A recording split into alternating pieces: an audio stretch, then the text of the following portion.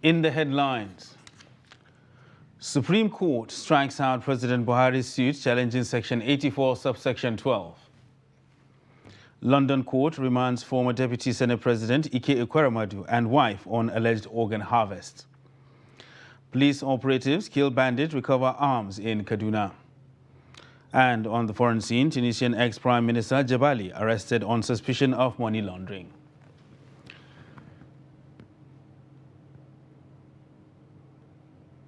Hello and welcome to Trust TV News Update. I am Ibrahim Yusuf.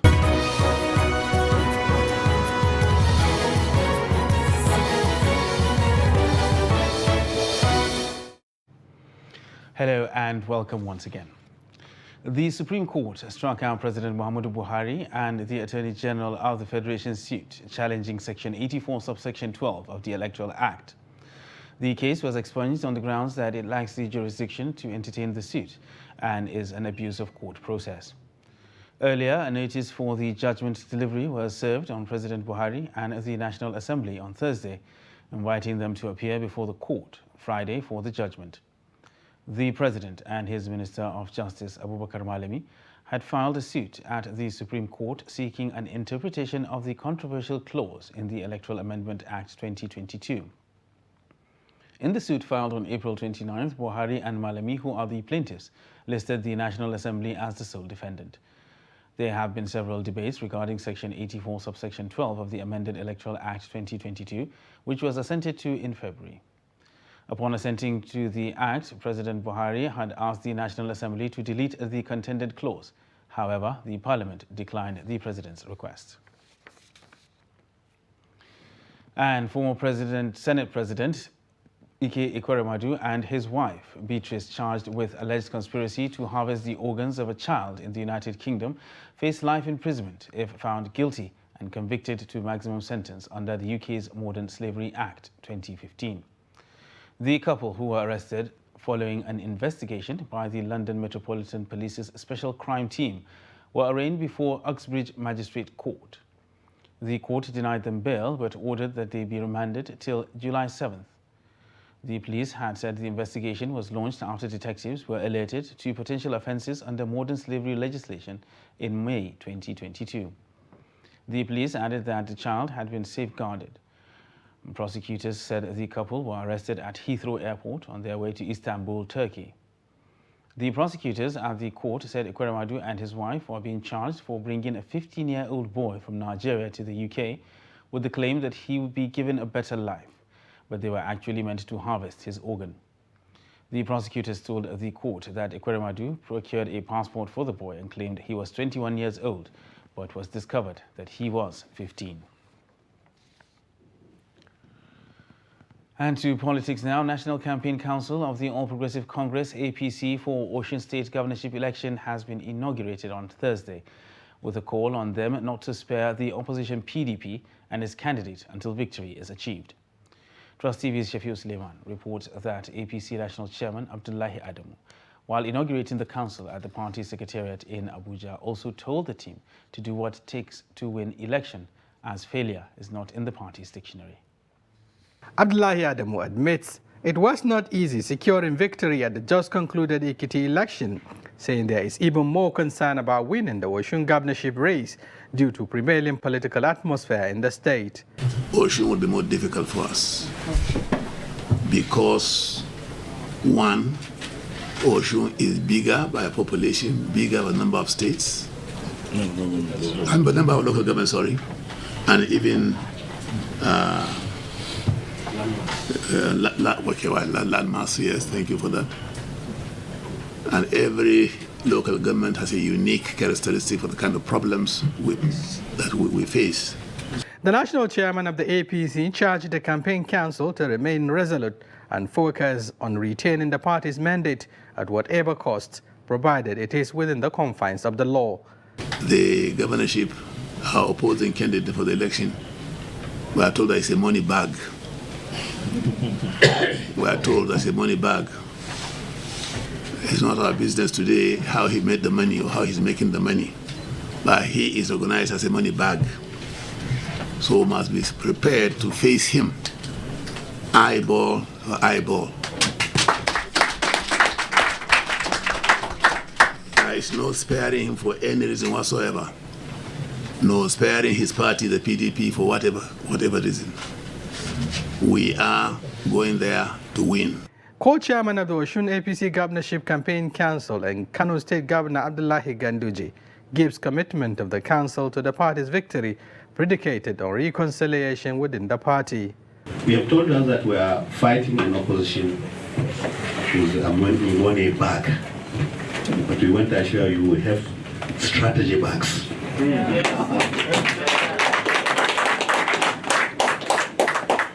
So, Mr. Chairman, we are seeking for the cooperation of our all stakeholders, especially our governors, all our governors.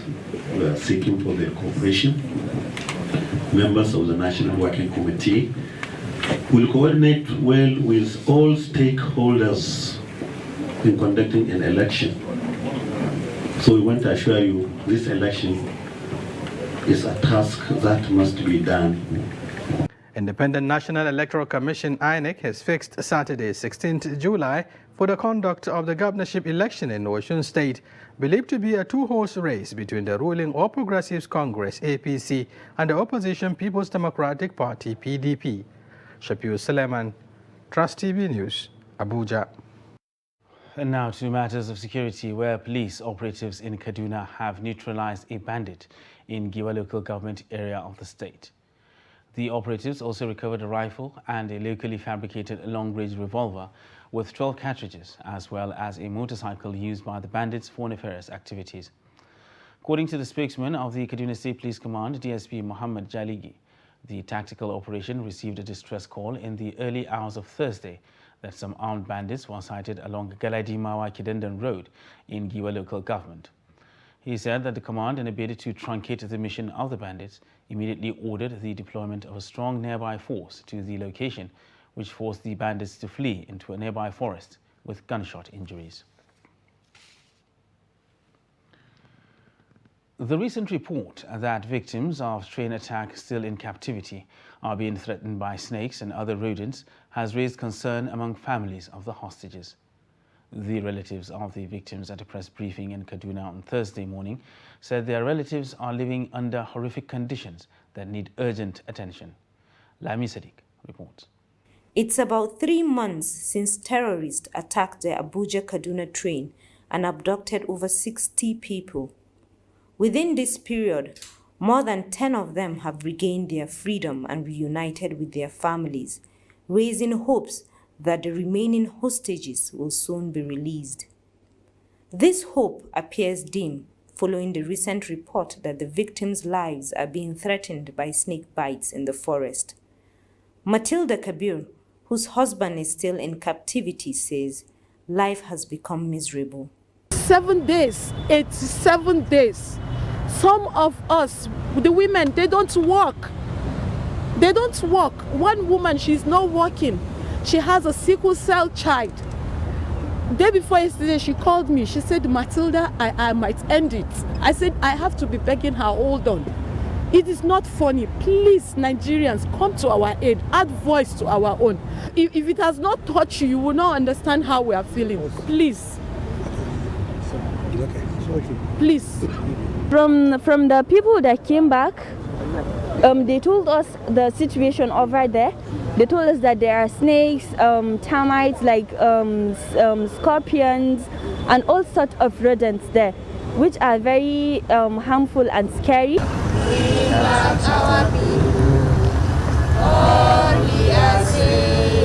The chairman of the victims' relatives, Dr. Fatai Jimo, says their relatives in captivity are living in deteriorating health conditions and called on those concerned to redouble their efforts to see to their rescue. That our family members still in captivity are living under horrendous conditions.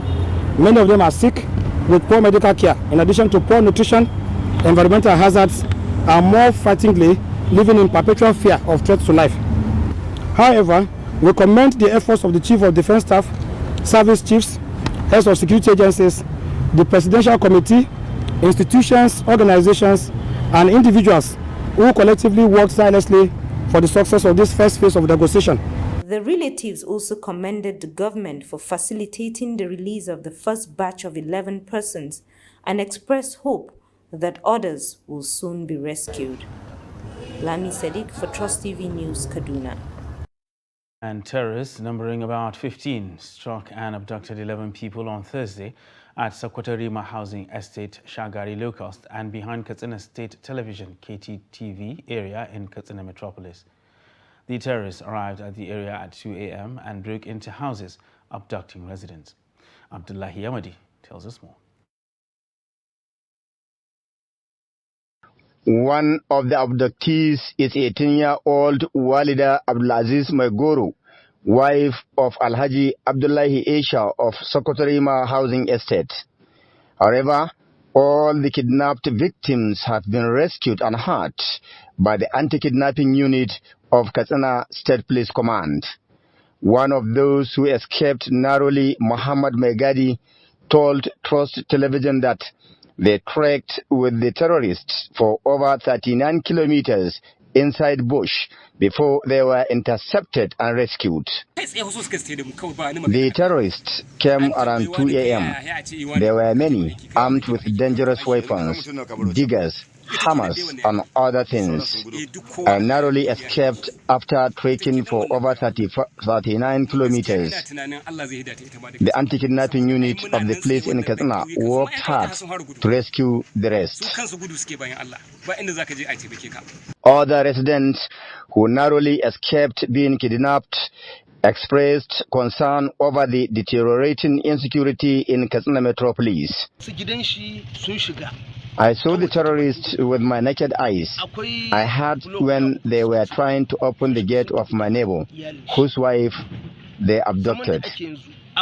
Only recently, another 8 residents of Shola quarters in Katsina Metropolis were attacked and abducted by the terrorists. Though some of the victims returned after paying ransoms, these 2 victims luckily escaped from the terrorist camp without paying a dime. The terrorists were busy celebrating at the camp in the forest. When God intervened, I saw myself and my brother running out of the forest.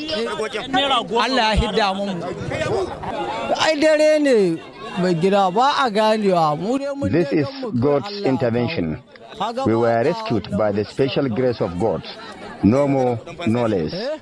I thank God and I thank people for their prayers. Residents of the ancient city of Katsina are living in fear and uncertainty as this is the second attack on Katsina city. Abdullahi Ismayamadi, Trust Television News, Katsina. The Theatre Command Operation Haɗin Kai has inaugurated a new special court-martial council in Maiduguri. The court will be currently handling 29 cases of officers and soldiers for professional misconduct. The Army 3 Court has disposed 227 cases, 120 cases have been concluded, 107 cases were proposed for summary trial. In a review of the cases from October 2021 to April 2022, about 30 personnel have been imprisoned, 40 were dismissed, and 25 had rank reduction and loss of seniority. The theatre commander of the Operation Haɗin Kai, Major General Christopher Musa, urged the special court to try leftover cases and serve justice accordingly.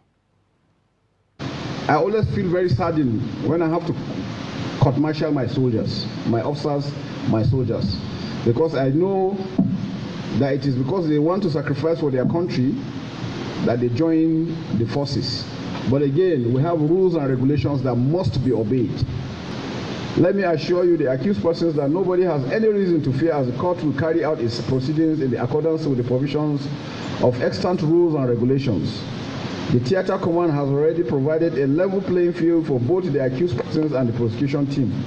To this end, I wish to call on the President, members of the court, and all other stakeholders to remember your oaths, honor, and dignity, which requires you to justify the confidence reposed on you.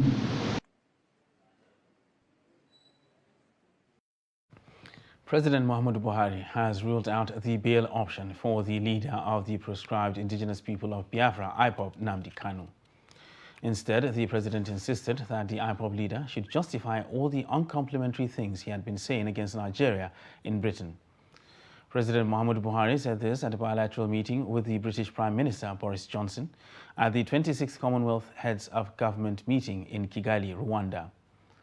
According to the presidential spokesman Femi Adesina, the president also ruled out seeking a third term in office, claiming the person who attempted it did not end well.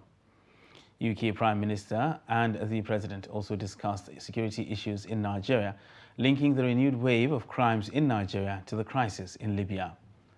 Buhari said the keenness of the UK to help Nigeria tackle insecurity is a good step, but also pointed out that since the fall of Muammar Gaddafi after 42 years in power, armed guards have been unleashed on countries in the Sahel. He, however, said the country is making progress in the fight against Boko Haram and other groups. You're watching Trust TV News Update. And still to come on the news, cultural heritage of ethnic group with origin from Egypt.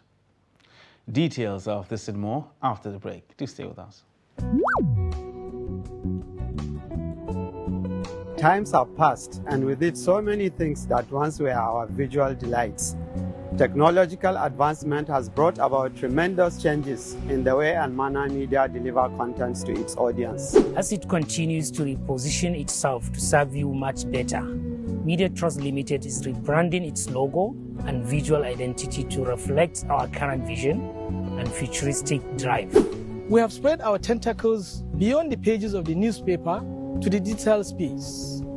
The new logos and visual identities reflect the new scope of our multimedia reach. Even with this development, however, we will continue to remain with you as we have always remained, committed to our founding philosophy, which is based on trust, integrity, openness, and courage. The new logo, which is a marriage of a revolving globe and a mobile device, signifies the unlimited reach of our content on the digital space. We are always the backbone of operations as we do our best to deliver content that suits your needs. When you see a new trust title or platform in the next few days, therefore, do not be alarmed. We remain committed to you and will continue to serve you through fair and responsible journalism.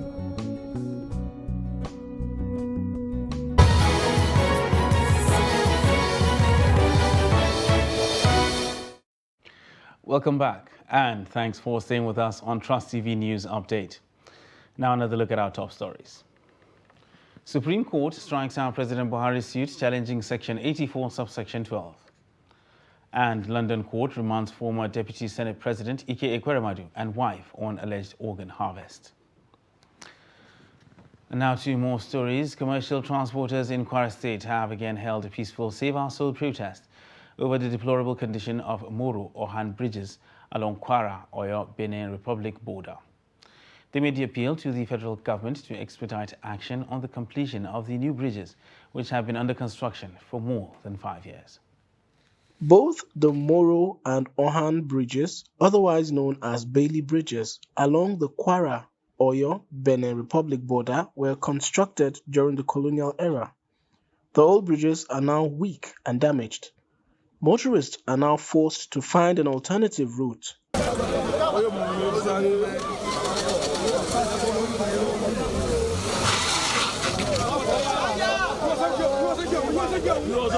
Although this alternative route is not convenient, motorists have no choice but to ply it. The federal government awarded the construction of the new Moro Bridge in 2017, which was meant to be completed in 2018. However, the contractor requested for a review of the contract, but little or no progress had been made. We, members of the Transport Union and the people of the Kwara State, are very displeased with the fact that the contractor has since abandoned the bridge project. This imposes a lot of the hardship on the people, and especially the transport workers and farmers, who are the majority here. This is a major bridge which connects Kwara and Oyo State. The Transport Workers Union have this passionate appeal to the federal government. This construction works has been abandoned since 2018. This caused so much hardship for us, and we beg the Honorable Minister to save our soul and help our business not to collapse. We make this passion appeal to the Federal Ministry of Works, especially the Honorable Minister Babatunde Raji Fashola, to also pay attention to the Oyon Bridge as he does to other elsewhere in the country. On our own side, we are going to make our own presentation to the relevant agency, and I can assure you that something urgent will be done, because we've seen the alternative routes. The alternative route also is not motorable. So, and this is the road that links the Kwara State with Oyo State, and most of the food items pass through this major road. So, and I can assure you that something will be done, very urgent. They are hopeful that their cry will reach the appropriate authorities, but for now, people of the area will have to continue looking for alternative routes, especially now with the rainy season setting in. Now, Nigeria is made up of several ethnic groups, a majority of which are the Igbo, Hausa, and the Yoruba. Within these ethnic groups are several tribes numbering 371. However, the multi-tribal nature of Nigeria may put someone at a loss, especially when such tribes begin to display their unique cultural dialect, among others. Salis Lawan attended the maiden edition of Yandanwaka Cultural Day in Mayobelwa local government area of Adamawa State and files in this report. The Yandanwaka people are believed to have originated from Egypt, alongside their Mumwe counterpart.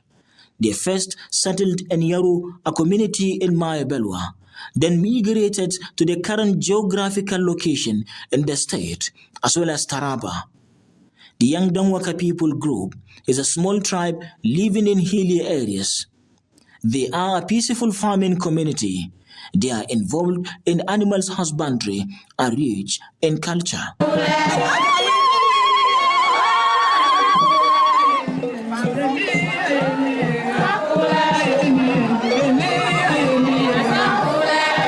Archery competition by Hunters Group into 2 marks the opening of the event. The target ring was rolled on the ground for the archers to swiftly hit it.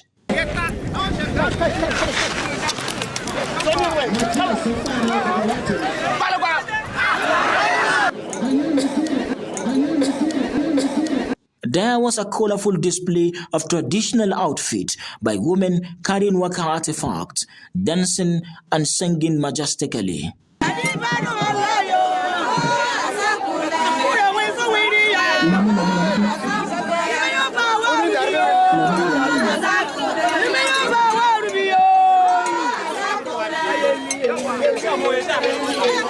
Another troupe of Waka traditional dancers thrilled the event.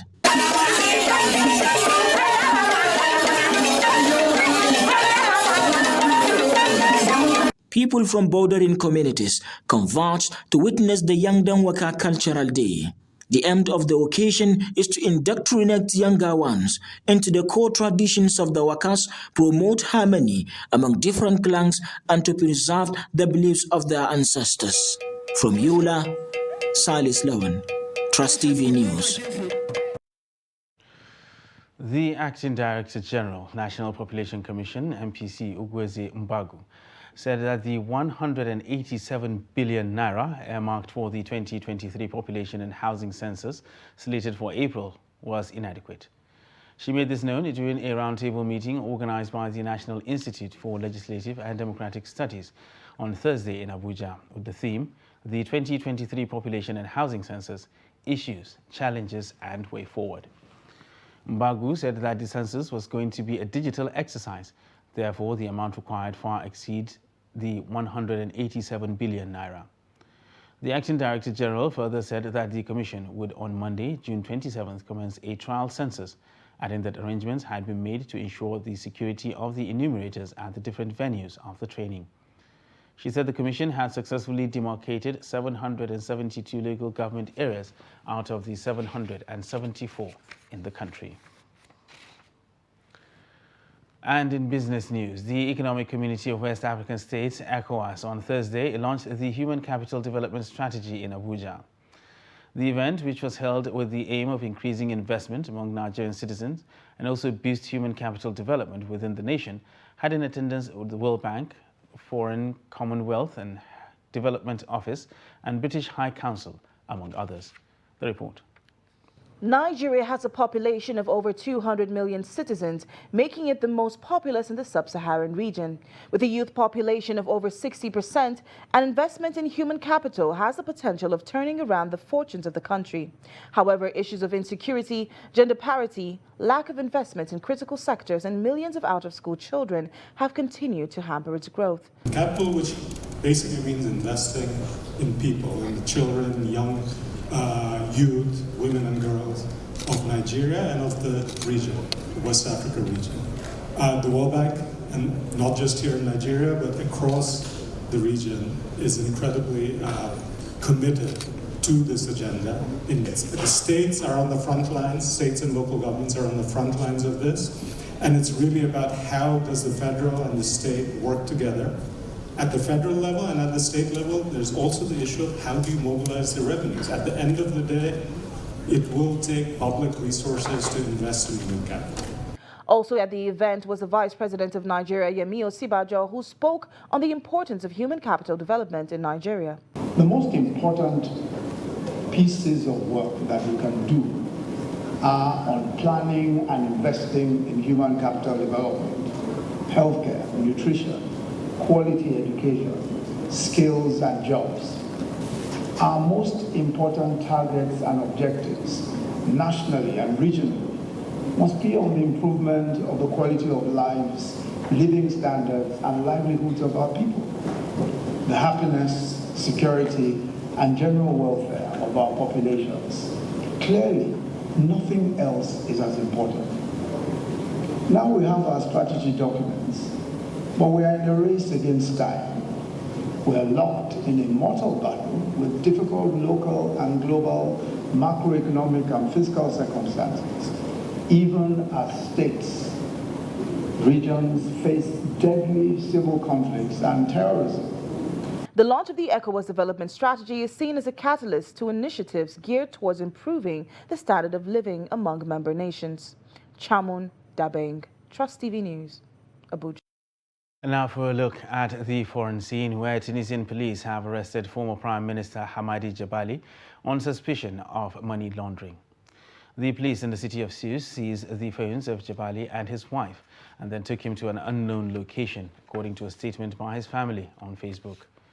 Jebali's arrest raises opposition concerns over the human rights situation in Tunisia since President Kais Saied dissolved parliament last July in a move his opponents called a coup. The Interior Ministry declined to comment on Jebali's arrest. Jebali's defense team have said they have been able to meet with him at the detention center where he is being held. Jebali was Prime Minister in 2012 and resigned in 2013 following a political crisis. And that wraps up Trust TV News Update for this hour. I am Ibrahim Yusuf. Thanks for watching.